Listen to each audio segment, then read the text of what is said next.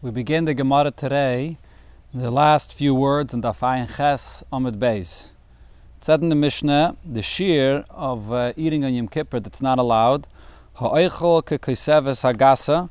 If you eat like a fat fig, or a fat date, I made that mistake in the Mishnah. A person eats a fat date, so then you would be chayiv kares for eating on Yom Kippur. So on this, the Gemara brings an ibaya, what exactly is a fat date?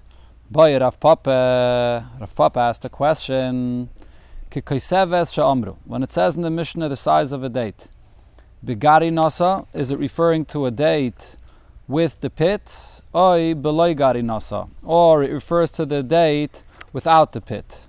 That's the words of the Gemara. Now, the question of the Gemara is not so simple to understand, because in the Mishnah it clearly said, the lashon of the Mishnah is ha'echel ke'koseves hagasa kamaya ukegari nasa. The size is the date and its pit. So what is what's Rav Papa asking here? So there are two pshatim here. Rashi's pshat in the Gemara is that's exactly what the Gemara is asking. The Gemara wants to understand, what does the Mishnah mean when it says kamaya ukegari nasa? Is it referring to the full date with the pit, like it sounds like from the words of the Mishnah, kamaya kagari nasa? Or maybe what the Mishnah is saying is that the size of a koseves hagasa is the size of the date without the pit, and when it says in the Mishnah kigari nasa, what it means is the date without the pit is the size of the pit. There's the pit and the date, so it's saying kamaya, the date itself is the size of the pit. So the shiur of the koseves is the size of the date without the pit. That's Rashi's pshat. In Tosfos, there's two pshatim here. One of the pshatim in Tosfos is the Gemara is actually asking, when it says in the Mishnah kamaya or kegari nasa, does it mean a full date with the pit, or it means bigari nasa, that the date with the pit of this date, and then also in addition the size of another pit. That's why the Mishnah is adding kamaya kegari nasa, that has to be like a full date, and there has to be two pits here, the pit of this date and another pit. That's the shaila according to Tosfos. The Gemara brings a similar question that Rav Ashi asked. Boy, Rav Ashi asked a question, etzem kisa'ira, the shiur that there is regarding tumah, by a tumah's mace. When you touch or you carry a mace, so you become tamei, the minimum size of carrying a etzem, the bone of a body of a mace, has to be the size of a sa'ira, of a barley. So what's the shiur of that barley?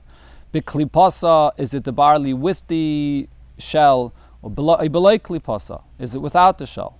Balacha, are we talking about a moist barley, or biyavesha, or a barley that's dry? So what's the exact shiur? So it's a similar question when you get to the shiur that Chazal gave, it's not defined.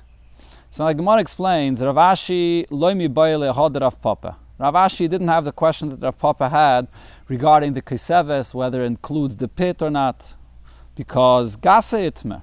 It says in the Mishnah gasa, or others say tnan. It says in the Mishnah the word gasa has to be a fat date.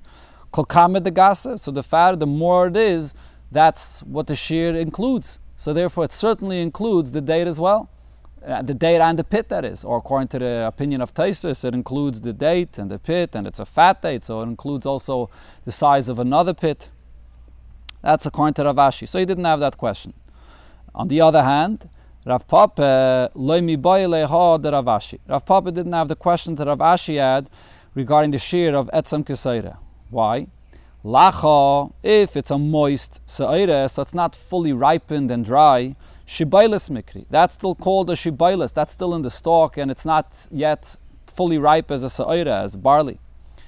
Bikli pasa, if it's the barley that's still in the shell, ushla mikri, it's called ushla, or others here are good is chushla. Usually in the Gemara it's called chushla, which is the sa'ira when it's without the shell. So therefore over here we definitely know it's referring to the one that's dry, and the one that has the shell in it, that's the sa'ira. Okay, so therefore each one didn't have the question that the other asked.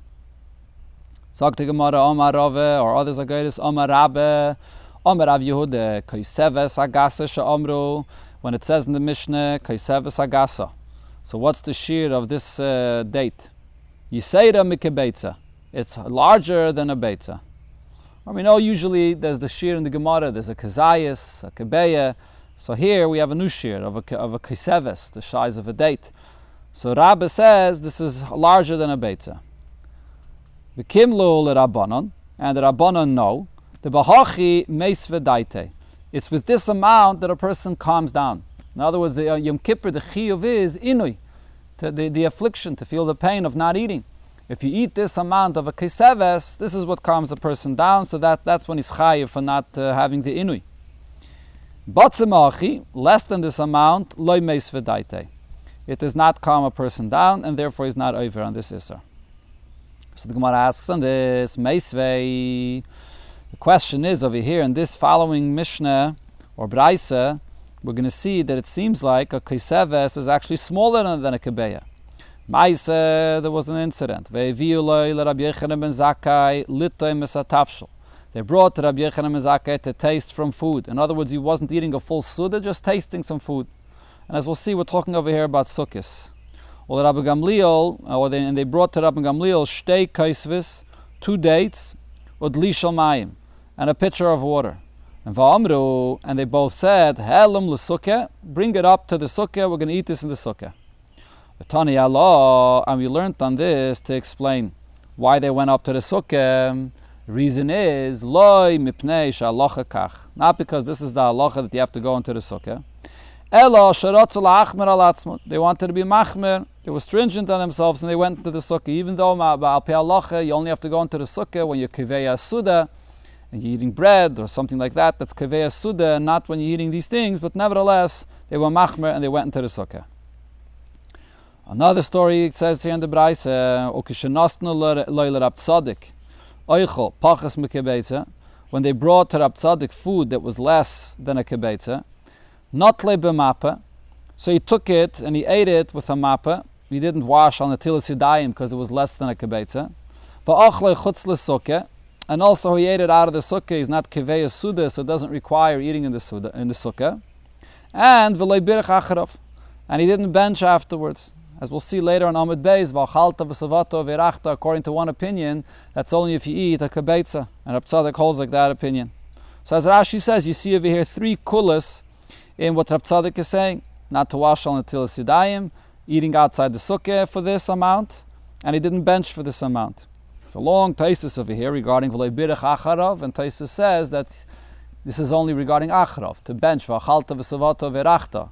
But regarding the bracha before, you have to make a bracha even on a mashu. The Gemara says in brachas, kol hanenem oilamaza b'lei bracha, ki lanenem ekotche shemayim, and Allah have any anah, even the tiniest amount, without making a bracha. So that's the end of this braisa. So now the Gemara says, so let's see, what do we understand from this? Ha kebeitze, so from what happened by Rab Tzadik, we could see if the amount, the size would have been a kebeitze by sukkah. So then that would require a sukkah. So if you're going to say that a kiseves agasa, this date that is larger than a kebeitze, so hash the shtei kaises. What did it say in the beginning of this brayse? In the story of Rabbi Yochanan ben Zakkai and Rabbi Gamliel, right? Rabbi Gamliel, they brought him 2 kaisves, right? So if you over there, when they brought him 2 kaisves, beloy garinon, and he ate them, of course, without the pits, loy have a kebeitze. So it wasn't the size of a kebeitze, because over there it said that it wasn't chayiv and sukkah. They just wanted to the sukkah to be machbeh for themselves. So regarding that over there by Rabbi Gamliel, when he had 2 kaisves, it's less than a kebeitze. Kaiseves agasa v'garin also. So if you have one date with the pit, miyavi yisayde mikebeitze, could you say that that's larger than a kebeitze? So how could Rabbi say that a kaiseves agasa is larger than a kebeitze? You see from the beginning of this brayse that Rabbi Gamliel ate 2 kaisves, and that must have been smaller than a kebeitze. He didn't have to go into the sukkah. So for sure, 1 kaiseves, even with the pit, should be smaller than a kebeitze. So Rabbi Yirmiyah answers, no, actually, the pit is very big. Yes, this is the case. Shtei kaisves beloy garinoson. The 2 dates that Rabbi Gamliel ate without the pits, loy have a kebeitze. They're not the size of a kebeitze, even though it's 2 kaisves. But if it's without the pit, it's not the size of a kebeitze. Kiseves hagasa vigarinasa, one date with the pit, havi yiseda mikebetza. That's larger, that's high, that's even just one with the pit is larger than a kebetza, because the pit is very big. And Amar Rav Papa said regarding this, Hainu damri inchi, this is what people say, Trei kavi de tamri, if you have 2 kav, a certain measurement of dates, chat kav de kashyaisa, so what you have there in these dates is 1 kav, half of it, which is kashyaisa, which is the pits and so on, v'sariach, and a little bit more actually than a kav, which means that most of it is pits. Only the amount that's the actual fruit is less. So therefore, you could say that 2 kaisvis without the pits is less than a kebetza, like what Rabbi Gamliel did. He ate outside the sukkah. 1 kaiseves with the pit will be more than a kebetza, like Rabbi said. Rava gave a different answer. Hassam, over there in the Reisha, when it said regarding Rabbi Gamliel that he ate 2 kaisvis out of the sukkah, what was the reason? So the assumption of the Makshem was, the reason must have been because it was less than a kebetza. As we see from the end of the story of Rab Tzaddik, if it was the size of a kebetza, you have to eat in the sukkah. So the reason is because by Rabbi Gamliel, 2 kaisvis are less than a kebetza. So the Gemara says, no, there's a different reason. The reason why Rabbi Gamliel ate it outside the sukkah, really it was larger than a kebetza, like Rabbi said. But mishum da'ava lepeiri, the reason is because he's eating fruits. Upeiri le'boi sukkah. When you eat fruits, it doesn't require a sukkah. That's not a kviyas of a suda. So even if it's a lot of fruits, you still don't have to eat in the sukkah. So therefore there's no raya from there. Meisvei, the Gemara asks another question on Rabbi. Rabbi said, when we were learning Teire by Rabbi Lazar ben Shamua. So they brought for us figs and grapes, and we ate it in a temporary way, not establishing a suda by eating it, and we ate it outside the sukkah. As the halacha is regarding a sukkah, if you're eating an achilas arai, just a snack, so you don't have to go into the sukkah. But if you're eating achilas kava, then you have to go into the sukkah. So the Gemara is medayik. So what do you see from here? Achilas arai in. Only if you eat an achilas arai, so then you could eat outside the sukkah, these peiris. Achilas kava, loy. But if you're eating and you're establishing a suda even on peiris, then even for peiris, you're not allowed to eat outside the sukkah. So this is a question on Rava actually, not on Rabbi before. This is a question on Rava here that gave the answer and explained that when Rabbi Gamliel ate 2 kaisvis, the reason why it didn't need a sukkah, even though it was larger than a kibetza, was because it's peiris. But here I see that even peiris, it depends. It depends if you're establishing a suda on peiris or you're just eating it as a snack. So the Gemara answers, it's not a question. Loi, that's not how you read that braisa.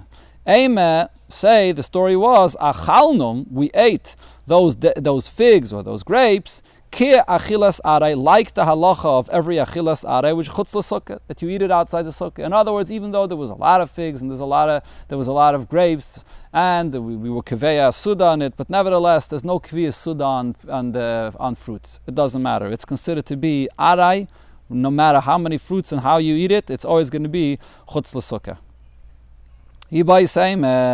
Another way to read this braisa is that you have to actually divide it into 2 points. When they said that achalnum achilas aray chutz l'sukkah, so what they're saying is as follows: achalnum achilas kva. We ate from the fruit enough amount that we established a suda on the fruits. That's one part of what they were saying. And then they were saying va'achalnu pas achilas aray, and with it we had a little bit of pas, a little bit of bread. But that we had as a aray, just a temporary, just as a snack, bahadayu, along with the fruits, chutz l'sukkah. And all of this we ate outside the sukkah. That's how you read it. So the aray is only referring to the pas. And that, only if it's aray, you don't need a sukkah. But regarding the peiris, even if it's kva, peiris never require a sukkah. Sagt the Gemara, leime misayeh le. Should we say that we have a raya to what Rava said, that when you eat fruits, no matter how much you eat of it, it doesn't have to be done, it doesn't have to be inside the sukkah. Because it says over here, this is regarding the opinion of Rabbi Eliezer, that says that you're supposed to eat 14 sudas during the yontiv of Sukkot. The 7 days, each day, 2 sudas, and you have to eat 14 sudas. And then it says, Lefichach im hishlim b'mine targime. If you are eating mine targime, in other words, a side dish, appetizer that usually you eat together with your suda, and you ate that for one of your sudas, yatsa, your yaitza. So mine targime is considered to be a suda, and you have to eat that inside the sukkah. If you're going to say that peiris, eating fruits, also requires a sukkah, listen to peiris. So it should say that if he eats peiris, he could be yaitze one of the 14 sudas and it has to be in the sukkah. Why does it say mine targima, which refers to the other side dishes that a person eats together with bread? So the Gemara answers, two answers here. One answer, my mine targima, peiris. Mine targima, which is referring to a side dish you eat together with the main suda, that refers to peiris. And he's saying that if you only eat those peiris, you're yaitze one of your sudas. That's one answer. It's referring to a place where the peiris and you don't have any peiris to eat, and therefore it's saying that if you eat a side dish, that's considered to be a suda. But it's not, you can't be medayik that it mentions specifically the mine targima and not peiris. If it's a place that there's peiris, so maybe peiris he also would be chayiv to sit in the sukkah. So there's no raya for here to what Rava said. However, the halacha is like Rava. If you're eating peiris, mikra adin, it's not something you kiveya suda on, and you're not chayiv to eat in the sukkah. Now the Gemara goes back to the original subject. So Rabbi is the one that said that the amount of a kiseves agaso is more than a kibetza. Right? And now the Gemara brings an arguing a different opinion.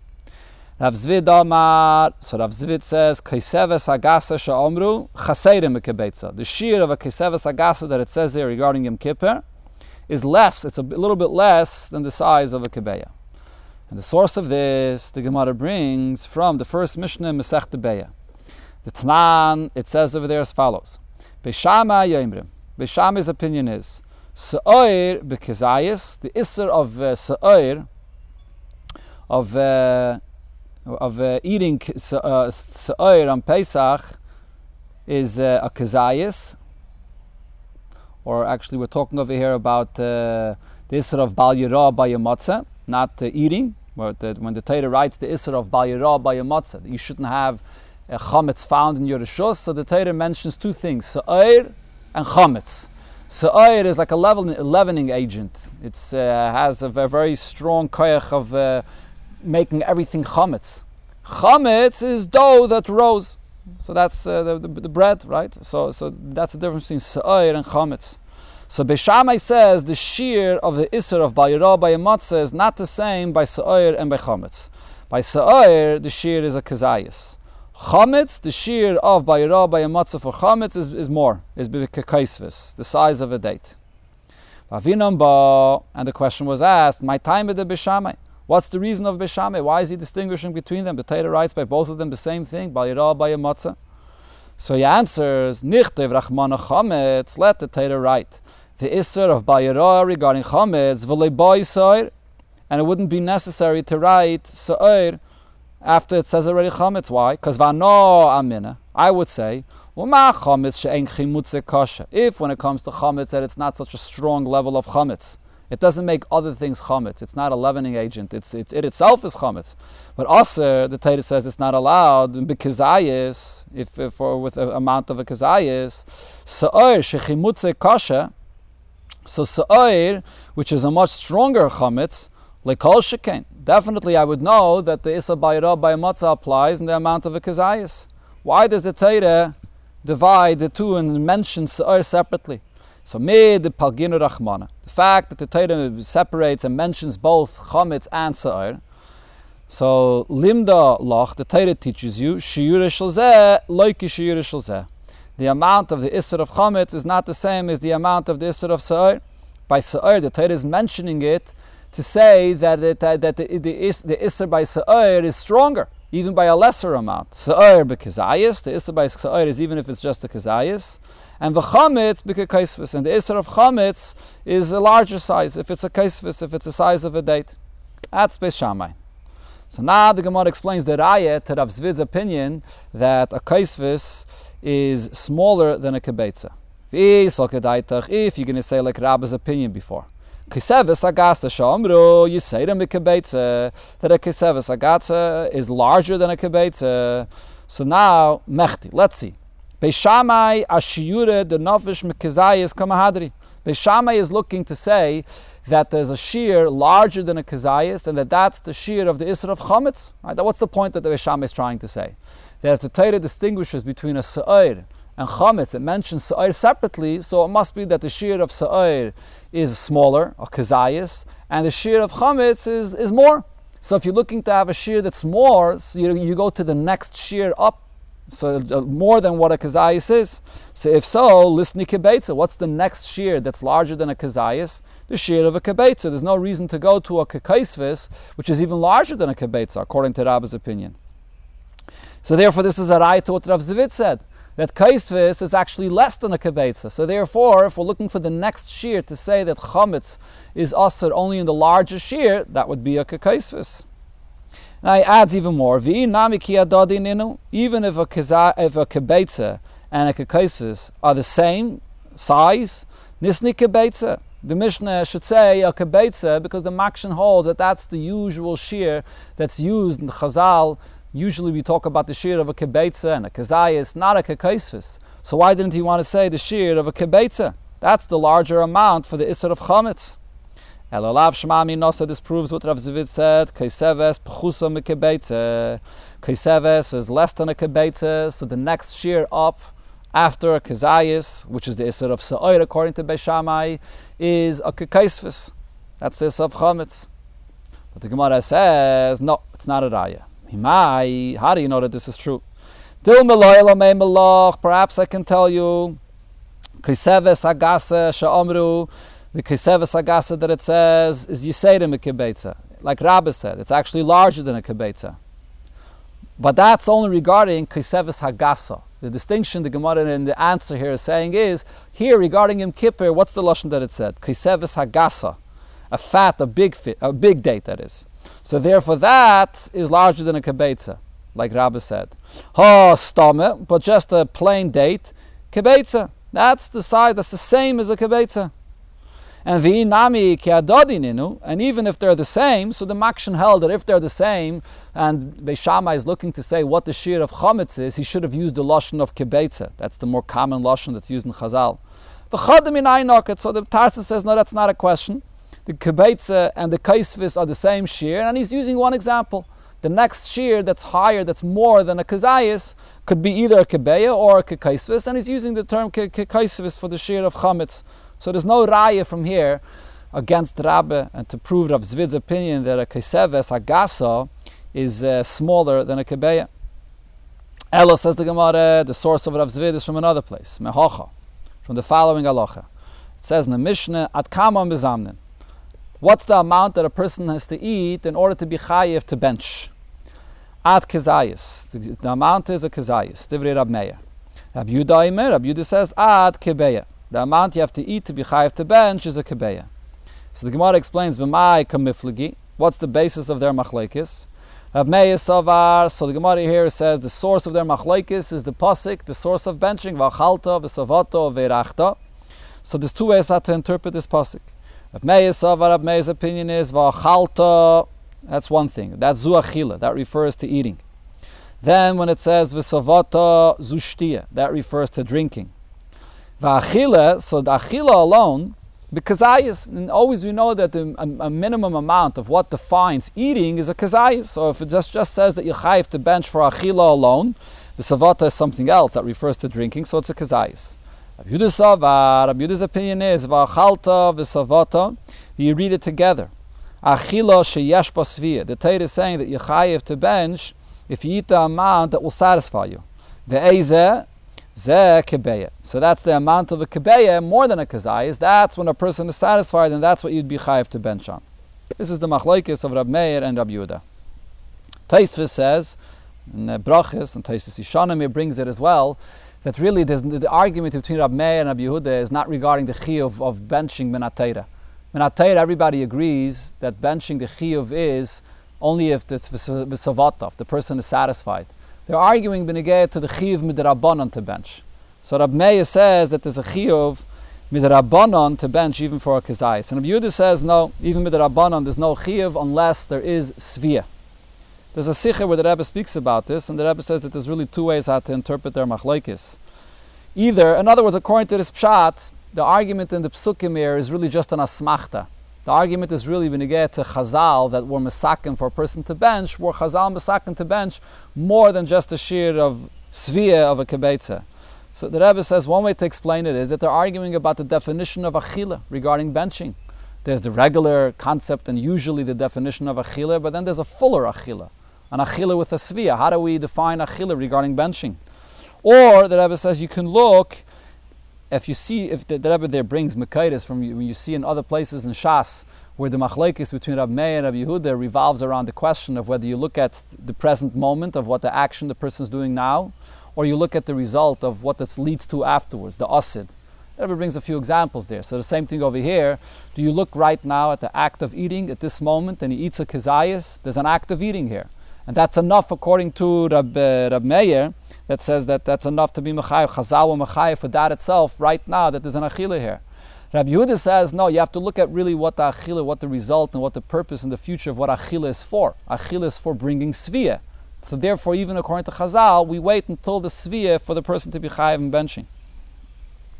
Okay, so this is the machlokes beneged to benching. Now the Gemara shows how Rab Zvid proved from here that a kaiseves agasa is less than a kibetza.